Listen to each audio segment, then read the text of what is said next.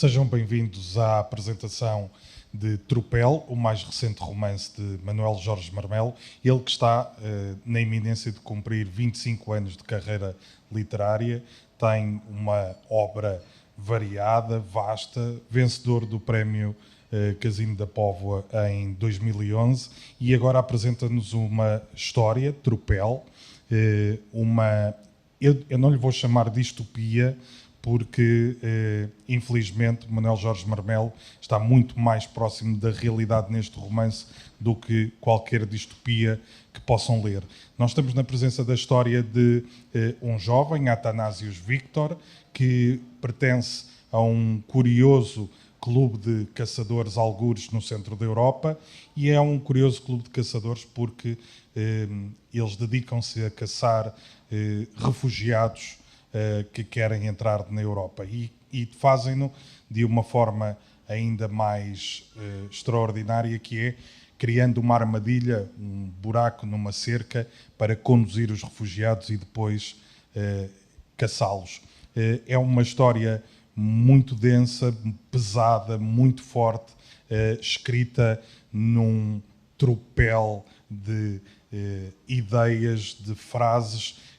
É uma leitura quase em apneia e é uma leitura, Jorge, antes de mais, obrigado por teres aceito o convite. Eu é que agradeço o convite.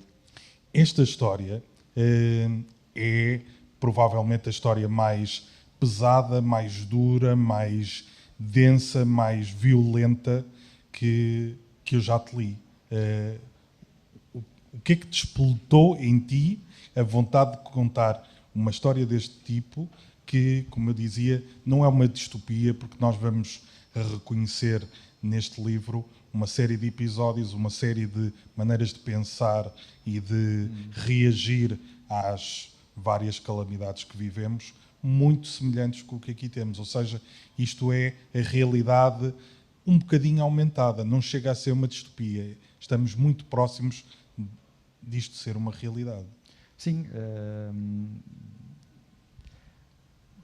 começando pela primeira parte da tua pergunta, este livro é provavelmente o mais violento, embora o Macaco Infinito, o livro anterior, tivesse já alguma desta dureza.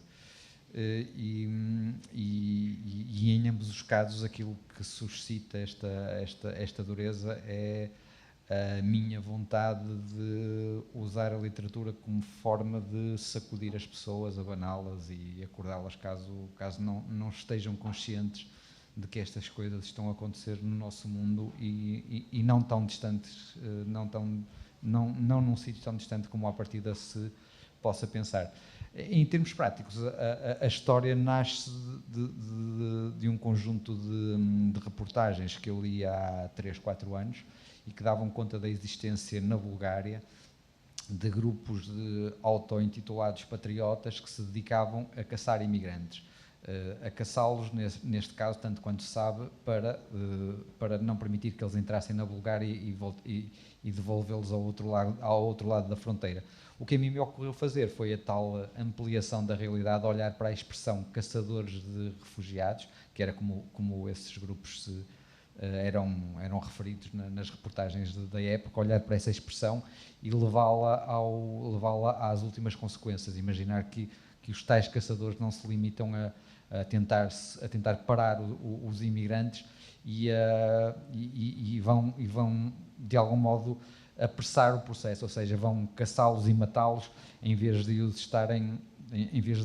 acontecer como sucede na realidade, em que os imigrantes são fechados em campos de concentração, sem comida, sem assistência médica, sem condições mínimas e provavelmente muitos acabarão por morrer ou na travessia ou depois nos campos em que estão a ser confinados, digamos assim.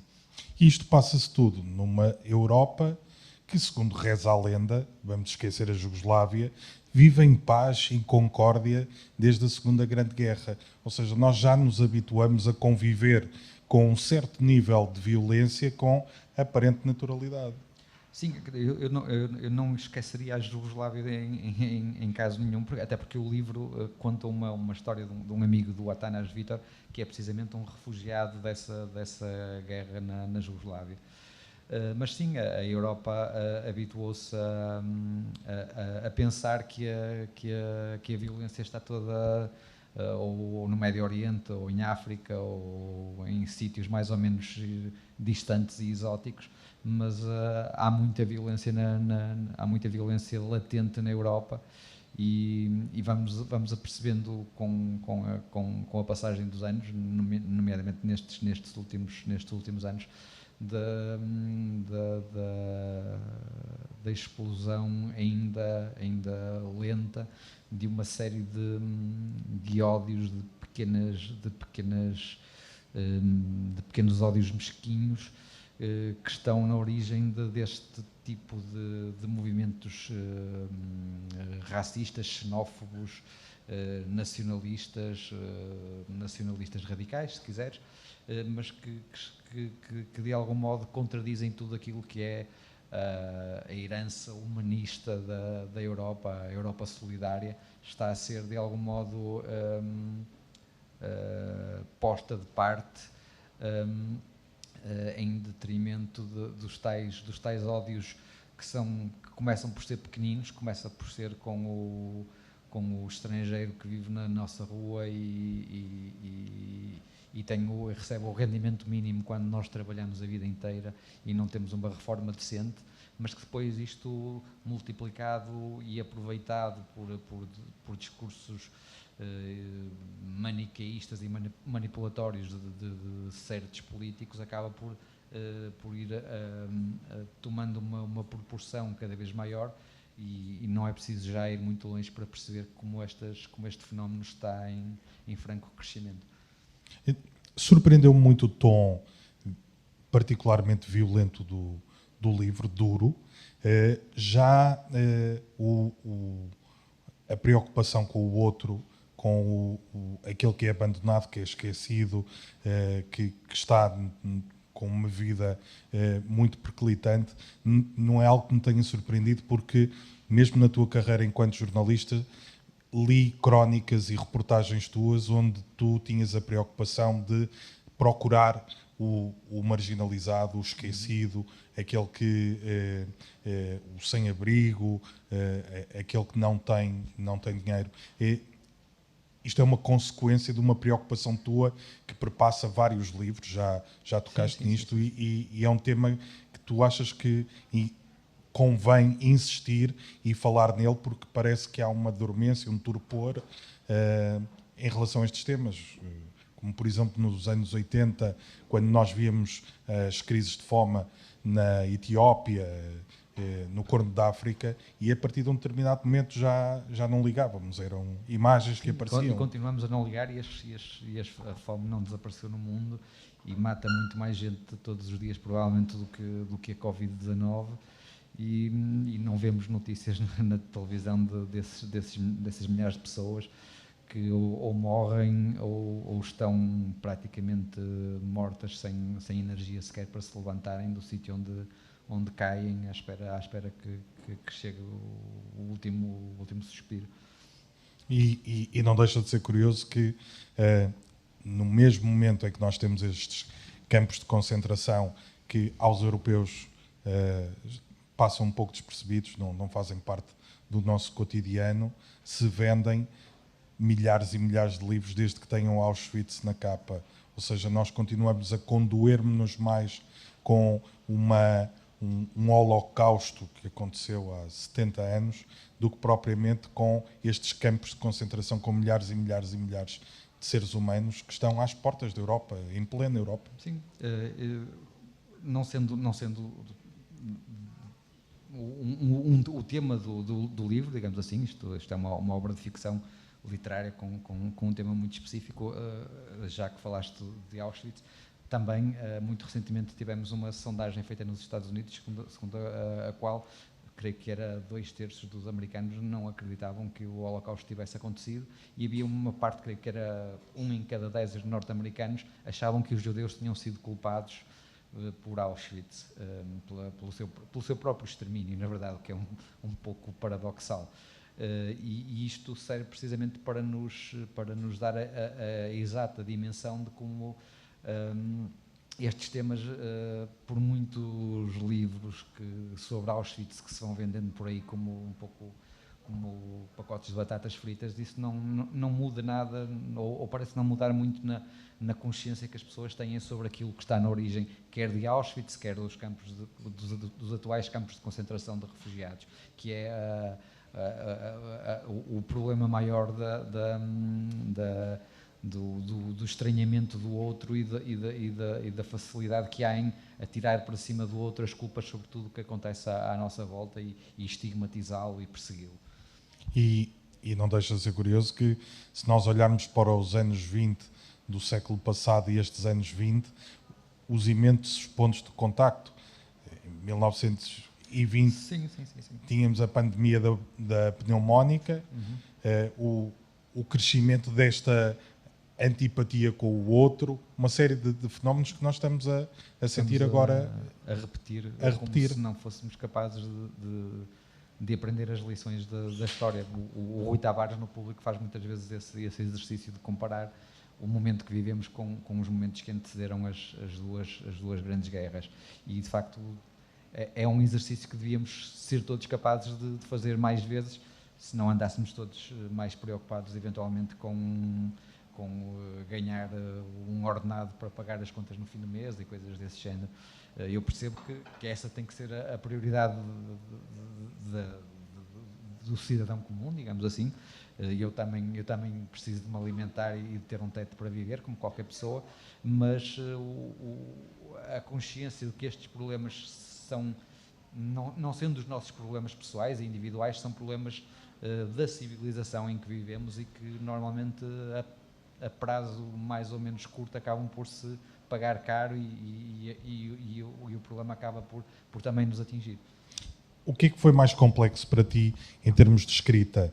Foi conseguir atingir aquele patamar de desumanização que estes caçadores têm e retratar essa desumanização, o olhar o outro não como um ser humano, um pai, um filho, mas como uma peça de caça, ou foi o criar este ritmo?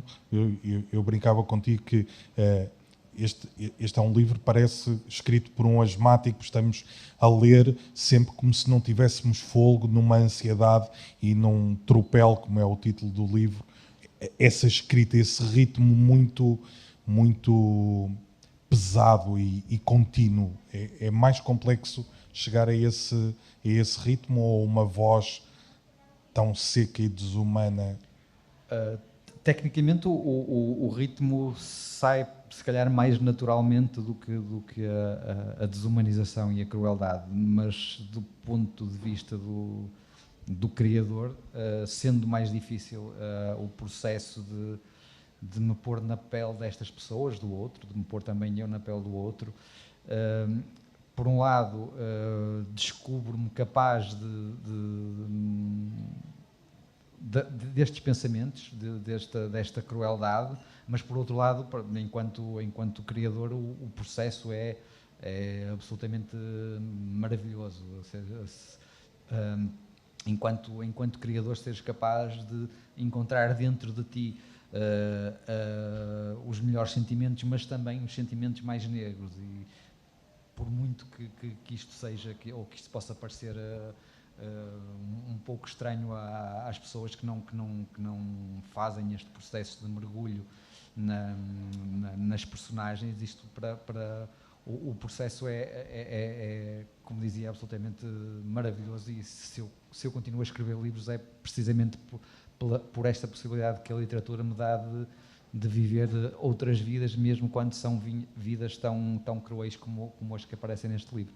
É muito curioso, o Herbert Welder, nos Passos em Volta, tem uma frase a arrancar um dos seus poemas em prosa, que é: se eu quisesse muito, enlouquecia.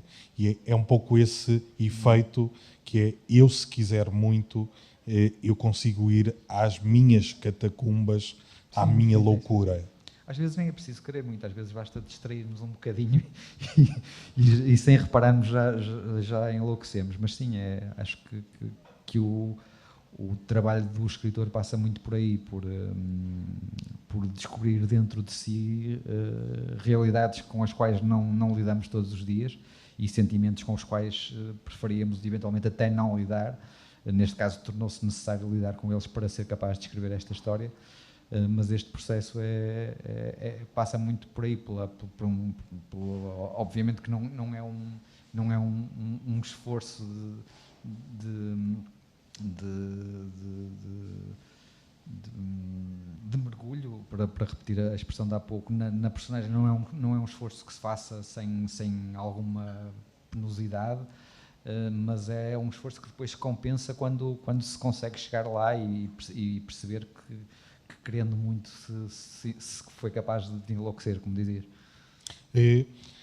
Este livro tem um talento particular, porque quando começamos a ler podemos embarcar na ideia da distopia. Ok, isto é um universo levado ao extremo, mas tu vais deixando cair fumos de coisas que nós conhecemos muito bem. O líder desta comunidade, o burgomestre Strumpf, quando fala, tu sentes ali fumos de Orban, de Trump, de Duterte, de uma série de figuras. Mesmo literariamente, tu vais deixando cair referências sim.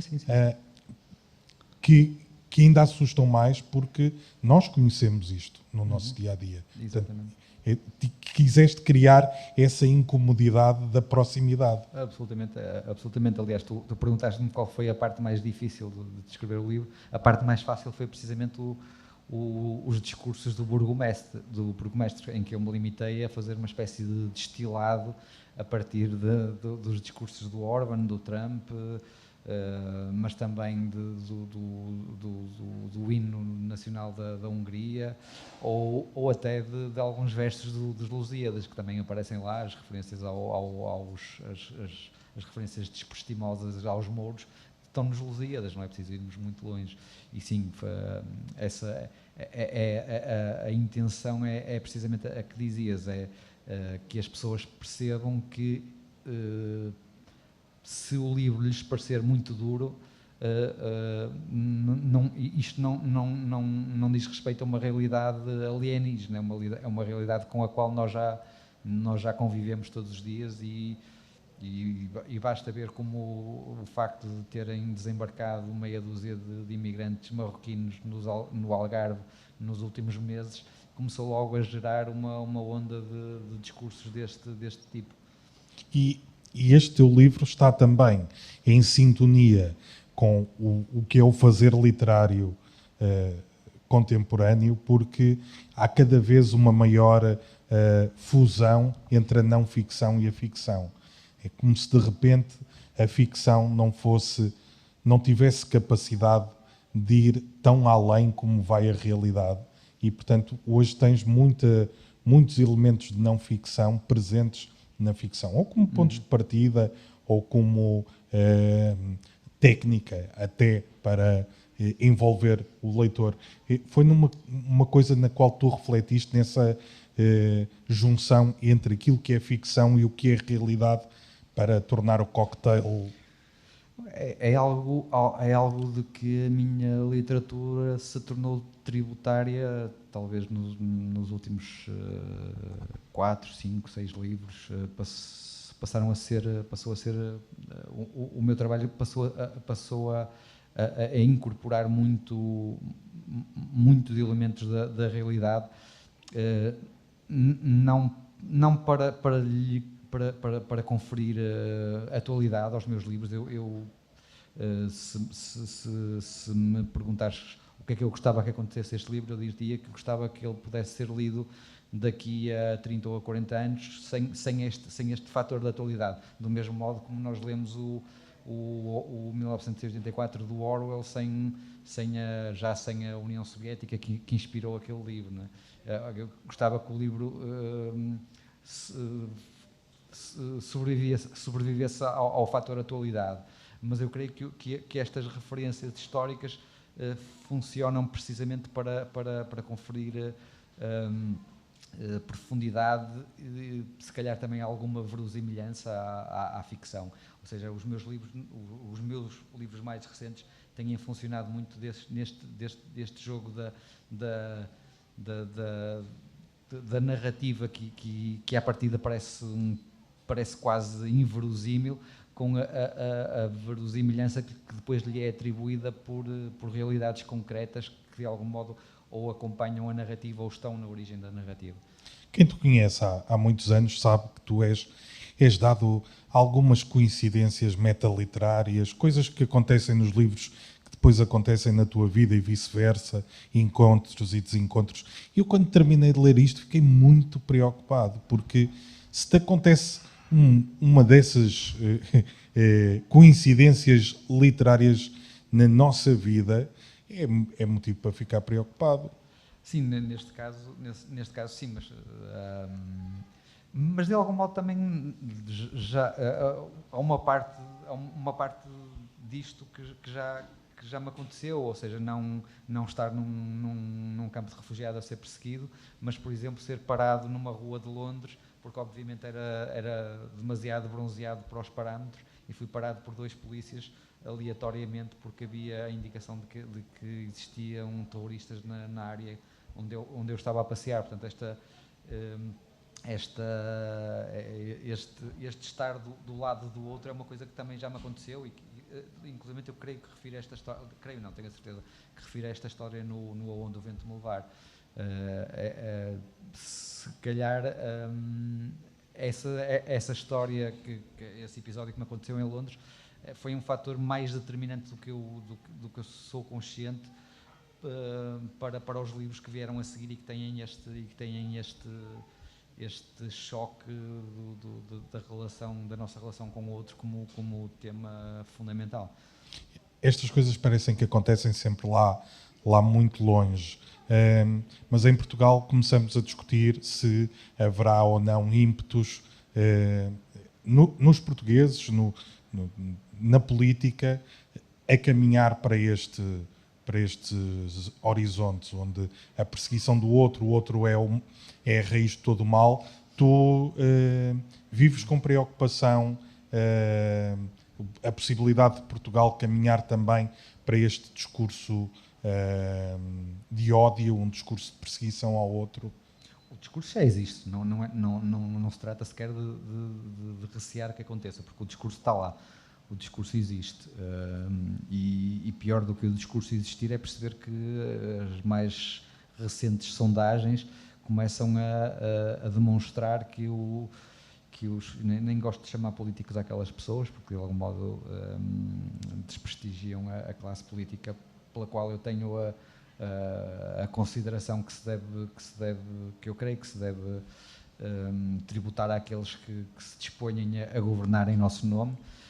Mas vamos percebendo pelas últimas sondagens que o discurso de ódio à nossa escala, que ainda não tem como alvo primordial os refugiados, mas à nossa escala, à escala do ódio ao cigano e do ódio ao negro, percebemos que isto já é uma realidade dos nossos dias. E se olharmos para o que aconteceu em Espanha entre 2 eleições, do modo como a extrema-direita cresceu em Espanha, é motivo de grande preocupação, de facto. Jorge, muito obrigado por este bocadinho de conversa em torno do teu livro. É sempre um gosto. Eu tenho que sugerir mais uma vez Tropel, Manuel Jorge Marmelo, que, no meu entender, e vale o que vale, é seguramente um dos melhores romances portugueses deste ano, de longe do que já pude ler. Tenho que te agradecer. Obrigado por este morro no estômago, porque foi bem dado e com efeitos prolongados. Parabéns, Jorge. Obrigado.